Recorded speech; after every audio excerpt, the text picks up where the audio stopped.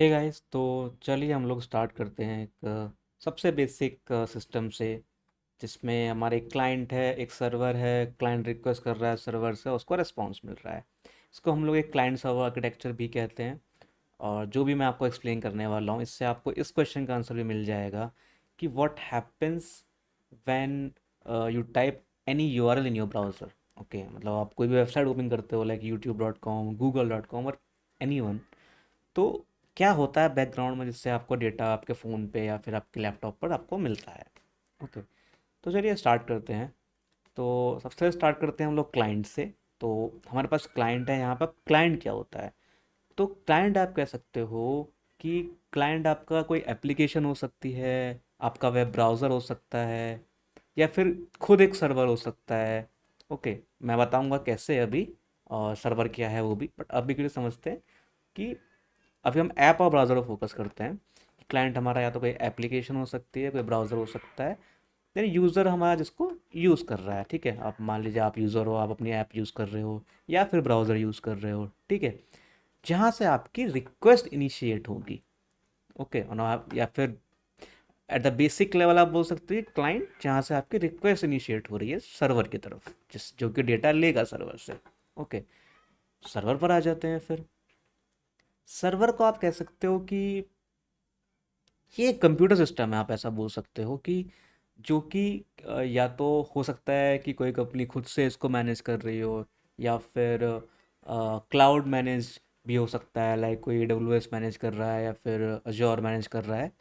तो उसके अकॉर्डिंग कहते हो सर्व। अब जैसे इसका नाम बता रहा है सर्वर, विच सर्व समथिंग। ओके, तो अब सर्व क्या करेगा ये? तो क्लाइंट से इसके पास रिक्वेस्ट आई, करेक्ट। तो अब क्लाइंट को जो भी डेटा चाहिए था, या कुछ डेटा क्लाइंट ने दिया जिस पे इसको कुछ प्रोसेसिंग करनी है एंड देन कोई फाइनल रिजल्ट देना है, तो उस सब को या रिजल्ट को या डेटा को जो भी क्लाइंट को चाहिए था, एक रेस्पॉन्स के थ्रू ये उसको देगा क्लाइंट को। ओके, तो ये हो गया हमारा क्लाइंट और सर्वर का आर्किटेक्चर। बट आप लोग सोच रहे होगे कि अनिकेत भाई, ये बताओ कि चलो तुमने ये तो बता दिया कि क्लाइंट सर्वर से इंटरेक्ट कर रहा है, बट इंटरनेट तो बहुत बड़ा है। क्लाइंट को कैसे पता कि सर्वर जो है ये मेरा कहाँ है एक्चुअल में, राइट? मतलब इतना बड़ा इंटरनेट है भाई, बहुत। देखा जाए तो सर्वर भी एक डिवाइस है और क्लाइंट भी हमारा एक डिवाइस है, या डिवाइस पर रन कर रहा है। तो इंटरनेट पे ये कैसे ढूंढेगा कि मुझे इस डिवाइस तक पहुंचना है अपने डेटा को रिक्वेस्ट करने के लिए, और फिर मैं डेटा उससे ले लूँ? यहाँ आता है आईपी एड्रेस।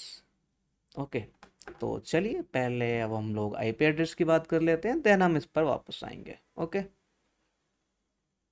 ओके, सो आईपी एड्रेस, जैसे कि आप लोग मैंने लिख भी रखा है यहाँ पे, तो शॉर्ट फॉर है इंटरनेट प्रोटोकॉल एड्रेस। बट होता क्या है, राइट? तो अभी आप अगर आईपी को हटा दो यहाँ से, सिर्फ एड्रेस की बात अगर हम लोग करते हैं, मान लेते हैं, तो एड्रेस क्या होता है? अगर हम बोलते हो एड्रेस, कि जैसे आपके घर का एड्रेस है, तो वो एड्रेस क्या है? फॉर एग्ज़ाम्पल मान लीजिए आपने अमेज़ोन से या फ्लिपकार्ट से या कहीं से भी कुछ ऑर्डर किया है, तो वो आपके पास कैसे आएगा? एड्रेस के थ्रू, राइट? वो एड्रेस के थ्रू आपके घर को ढूंढ लेगा, करेक्ट। आप मेरे वर्ड्स पे जाइए, वो आपके घर को ढूंढ लेगा, इट विल फाइंड। ओके, तो सिमिलरली जब हम बोलते हैं आईपी एड्रेस, तो इसका मतलब है कि आईपी एड्रेस की हेल्प से एक डिवाइस दूसरे डिवाइस को ढूंढ सकता है ओवर द इंटरनेट। ओके, तो जैसे कि यहाँ पर था हमारा, इसकी हेल्प से हमारा जो क्लाइंट है, आईपी एड्रेस की हेल्प से वो ढूंढ लेगा कि हमारा सर्वर जो है वो कहाँ पर है, और उसके पास वो जाएगा और उससे रेस्पॉन्स ले लेगा। थोड़ा सा चलो आईपी एड्रेस को भी हल्का सा डिटेल में जान लेते हैं। कुछ टाइप्स इनके होते हैं, कुछ कैटेगरीज इनकी होती हैं। तो एट द कोर इनके दो टाइप्स होते हैं। तो पहला तो है हमारा IPv4, जिसको हम कह सकते हैं इंटरनेट प्रोटोकॉल वर्जन 4। इसका जो फॉर्मेट होता है वो कुछ ऐसा होता है कि इसमें 32 बिट्स होते हैं। ओके, अगर आप ये देखो जो मैंने यहाँ पे मेंशन कर रखा है, 4 ऑक्टेट्स हैं यहाँ पे। ओके, ऑक्टेट्स यानी कि 8 8 बिट्स। ओके, तो 1 2 3 एंड 4, तो 32 बिट्स। एंड इसकी जो रेंज जा सकती है वो हमारी जा सकती है अराउंड 4.3 बिलियन एड्रेसेस तक। मतलब एट्स अ लॉट एक्चुअली, राइट? मतलब इतने सारे डिवाइसेस को ये हमारा जो आईपी एड्रेस का जो वर्जन है IPv4 आइडेंटिफाई कर सकता है। बट ऐसे देखो तो दैट्स अ लॉट। बट सोचो कब से इंटरनेट चल रहा है, कितने डिवाइसेस आए होंगे, राइट? और डिवाइस लगातार बढ़ ही रहे हैं, राइट? नए फोन्स, लैपटॉप्स, टैब्स, एवरीथिंग। तो स्लोली स्लोली क्या हो रहा है कि जो ये हमारी रेंज है ये ख़त्म होती जा रही है। एक टाइम ऐसा आएगा जब सारे के सारे जो हमारे IP एड्रेसेस हैं वो ख़त्म हो जाएंगे। फिर क्या करेंगे यार हम लोग? तो उस प्रॉब्लम को सॉल्व करने के लिए आया है हमारा IPv6।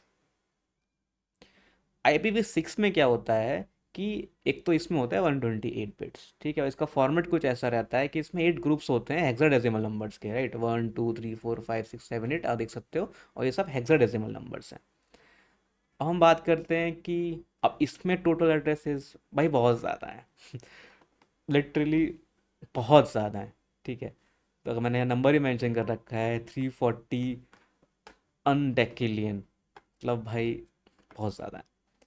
तो चलो ये सब तो आपको समझ में आ गया, ठीक है, कि IPv6 को यूज़ होता है क्योंकि ये मच लार्जर हमारा एड्रेस स्पेस देता है हमको। ओके। कुछ कैटेगरीज होती हैं, आपने शायद सुनी भी होंगी, पब्लिक IP एड्रेस और प्राइवेट IP एड्रेस। ओके। तो हम लोग बात कर लेते हैं यहाँ पर कि आई थिंक सबसे पब्लिक की बात कर लेते हैं। जब हम कहते हैं पब्लिक IP एड्रेस तो उसका मतलब होता है कि जिस IP एड्रेस से हमारा डिवाइस इंटरनेट पर और बाकी सारे डिवाइसेस को आइडेंटिफाई होगा, उसको हम बोलते हैं उसका पब्लिक IP एड्रेस। ओके। और इंटरनेट इसको एक्सेस कर सकता है, इस IP एड्रेस की हेल्प से वो पता लगा सकता है कि हाँ भी कौन सा डिवाइस मेरा है।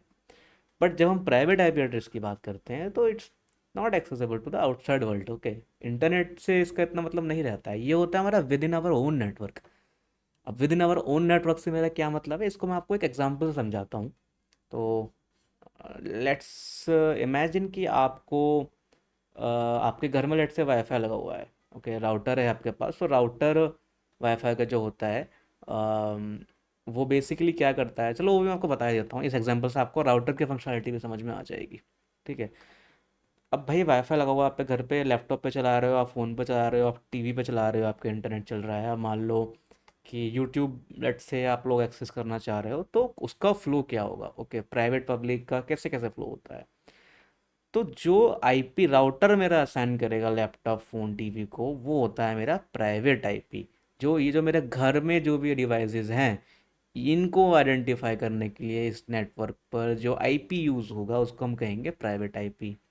बट अब जब मैंने कहा कि मान लो मुझे अपने फ़ोन से यूट्यूब को एक्सेस करना है, मतलब इंटरनेट तक जाना है, तब मेरा राउटर क्या करेगा, वो प्राइवेट IP जो मेरा है फ़ोन का या फिर लैपटॉप का, उसको यूज़ करेगा।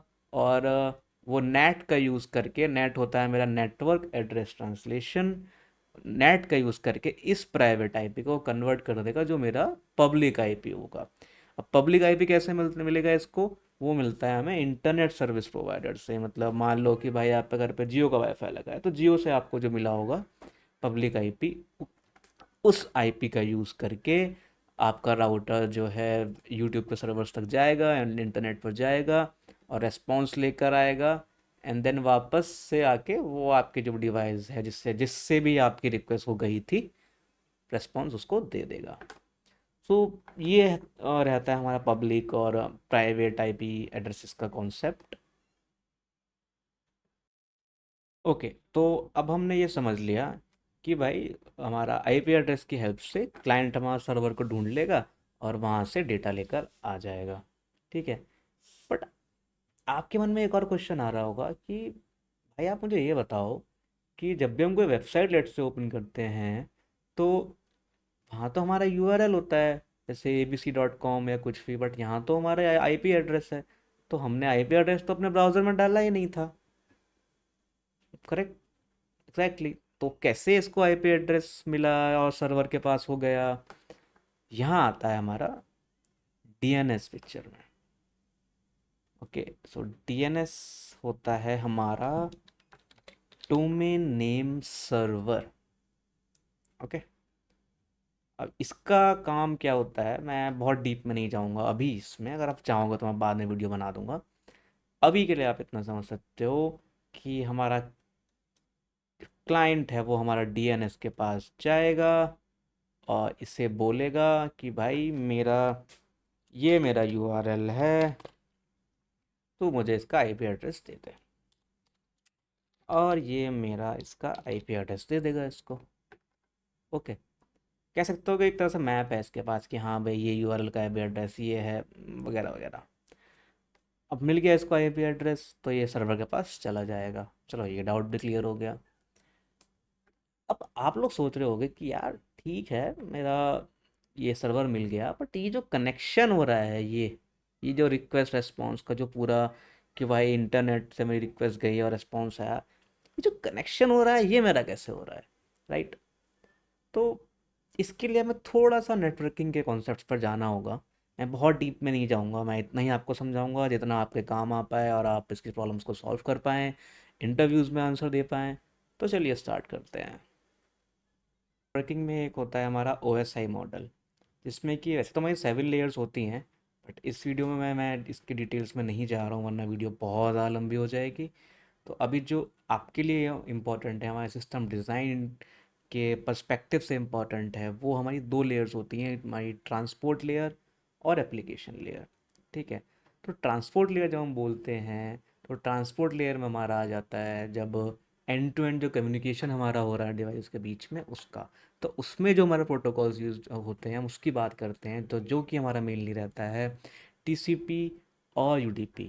और भी प्रोटोकॉल्स होते हैं, but at the base level वो TCP के बेस्ड होगा या फिर UDP पर बेस्ड होगा। सिमिलरली हमारा एक होता है हमारा एप्लीकेशन लेयर। जैसे इसका नाम बता रहा है एप्लीकेशन, तो एप्लीकेशन लेवल पर जिस लेयर पर हमारी एप्लीकेशन नेटवर्क से हमारी इंटरेक्ट करती है, फॉर एग्ज़ाम्पल वेब ब्राउजिंग में, स्ट्रीमिंग में, या फिर आप बोल सकते हो फाइल ट्रांसफ़र में या फिर मेल ट्रांसफ़र में, तो वो प्रोटोकॉल्स हमारे आ जाते हैं यहाँ पर। तो जब हम बात सिंपली जब हम किसी वेब ब्राउज़र में वेबसाइट ओपन करते हैं, तो मोस्ट केस में हमारा यूज़ होता है HTTP यूज़ होता है, HTTPS यूज़, मैं समझाऊंगा सब आगे क्या है, वेब सॉकेट्स क्या होते हैं, वेब RTC क्या होते हैं, सब मैं आपको बता दूंगा डिटेल में। तो अभी हम स्टार्ट करते हैं TCP और UDP से। ओके, तो पहले हम आते हैं TCP पर। Okay, let me just go through that, yeah okay. So again client server का हमारा एग्जांपल लेते हैं। सो हम देखते हैं कि TCP कनेक्शन कैसे बनता है। तो सबसे पहले क्या होगा, हमारा क्लाइंट जो है सर्वर के पास रिक्वेस्ट भेजेगा कि सिंक पैकेट बेसिकली भेजेगा इसके पास कि हाँ भाई मुझे कनेक्शन इस्टेब्लिश करना है। फिर सर्वर क्या करेगा, इसको एक एक्नॉलेजमेंट का पैकेट भेजेगा कि भाई ठीक है, मैंने एक्नॉलेजमेंट कर लिया है। सिंक एक बेसिकली सिंक्रोनाइज एक्नॉलेजमेंट। अब उसके बाद एक और एक केस को भेजेगा क्लाइंट हमारा सर्वर को, और इस टाइम पे हमारा जो कनेक्शन होगा वो इस्टेब्लिश हो जाएगा, और जो भी डेटा ट्रांसफ़र है वो हमारा स्टार्ट हो जाएगा। अब सब कुछ ठीक चल रहा है, हमारा कनेक्शन इस्टेब्लिश हमारा हो चुका है, डेटा ट्रांसफ़र हो रहा है। अब इसको क्लोज़ कैसे करना है, मतलब if you have to stop it, तो क्लाइंट हमारा इसको भेजेगा। ऑल्सो वेट, एक चीज़ मैंने मिस कर दी। इस पॉइंट पे जब हमने कहा कनेक्शन इस्टेब्लिश हो गया, इसको ही हम लोग बोलते हैं 3 वे हैंडशेक। 3 वे, 1 2 3 हैंडशेक। इस टाइम पे हमारा कनेक्शन इस्टेब्लिश होता है। ठीक है? तो जब कनेक्शन हमें एंड करना है, तो क्लाइंट भेजेगा इसको फिनिश का पैकेट, और ये इसका एक इसको भेजेगा कि ठीक है एक्नॉलेज कर रहा है इस चीज़ को ये। और साथ में एक और पैकेट इसको ये भेजेगा क्लाइंट को कि भाई तू तो अपने साइड का कनेक्शन क्लोज कर, राइट? तो क्लाइंट भी अपनी साइड का कनेक्शन क्लोज करने के लिए इसको एक भेज देगा, एंड इस टाइम पे आके हमारा कनेक्शन कम्प्लीटली ख़त्म हो जाएगा। तो दिस इज़ हाउ एक्चुअली, जो अभी हमने क्लाइंट सर्वर आर्किटेक्चर में पढ़ा था कि वो कनेक्शन कैसे बन रहा है क्लाइंट से सर्वर का, वो ऐसे बनता है। तो कुछ फीचर्स की बात कर लेते हैं TCP के, क्या होते हैं। मतलब आपको पता होने चाहिए, अच्छा है इसके लिए। तो पहला है हमारा connection oriented. Okay, connection oriented से इसका ये मतलब है कि ये पहले कनेक्शन बनाता है, उसके बाद डेटा ट्रांसफ़र होता है। ठीक है? हम UDP पे जाएंगे तब समझ जाओगे आप और ज़्यादा कि पहले इसने कनेक्शन बनाया है, UDP में नहीं बनता है पहले।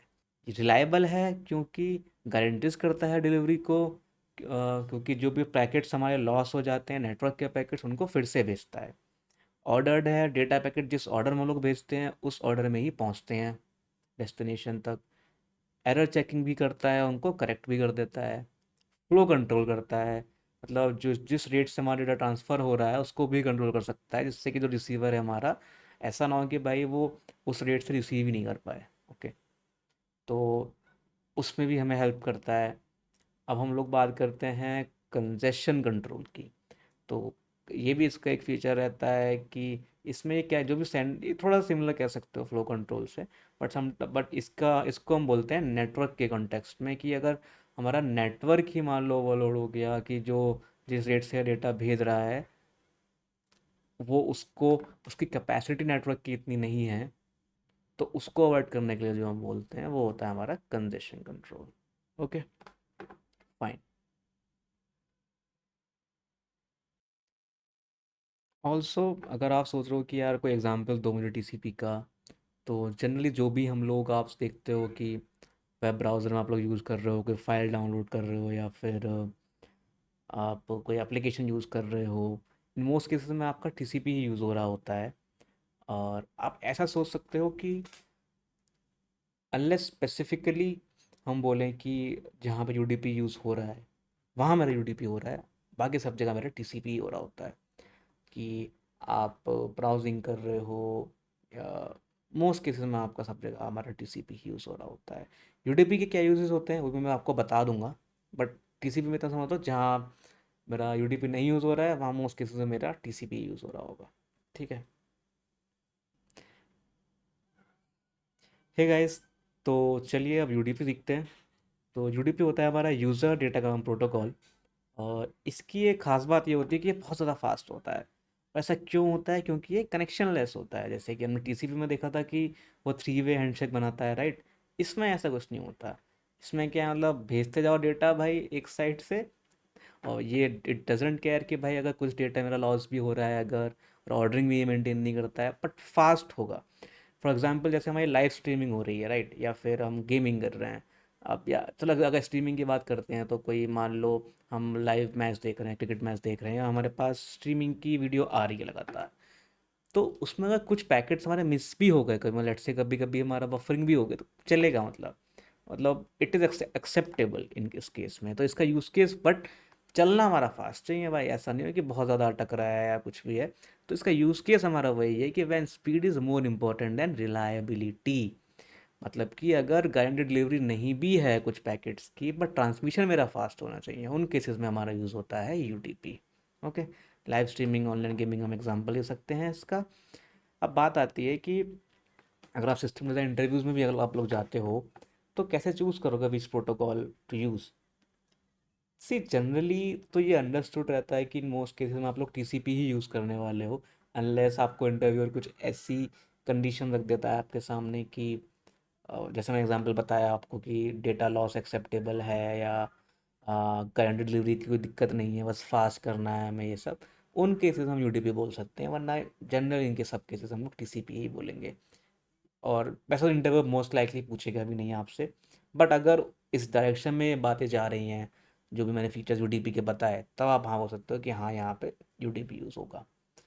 ओके, बाकी हम आगे प्रॉब्लम सॉल्व करेंगे, प्रॉपर डिज़ाइंस हम करेंगे सिस्टम्स को, तो आप समझ जाओगे अच्छे से। ओके, तो ओके गाइस, तो हमने क्लाइंट सर्वर का जो बेसिक आर्किटेक्चर होता है वो सीख लिया। उससे रिलेटेड जो कॉन्सेप्ट्स थे उनको भी कुछ हद तक हमने डिटेल में सीख ही लिया है। तो नेक्स्ट वीडियो में हम लोग बात करते हैं स्केलिंग की, और कैसे हम लोग स्केल कर सकते हैं अपने सिस्टम को, अगर हमारे यूज़र्स बढ़ जाते हैं बहुत ज़्यादा। तो आप फॉलो करते रहिए मेरी इस प्लेलिस्ट को। और अगर आपने मेरी प्रीवियस वीडियो अभी तक नहीं देखी है, जिसमें मैंने बताया था कि सिस्टम डिज़ाइन क्या होता है, आपको क्यों सीखना चाहिए, या basic introduction to system design, तो मेरी वो वीडियो आप देख लीजिए जाकर। और प्लेलिस्ट का लिंक मैं डाल दूंगा डिस्क्रिप्शन में। तब तक के लिए चलते हैं, बाय, कीप लर्निंग गाइस।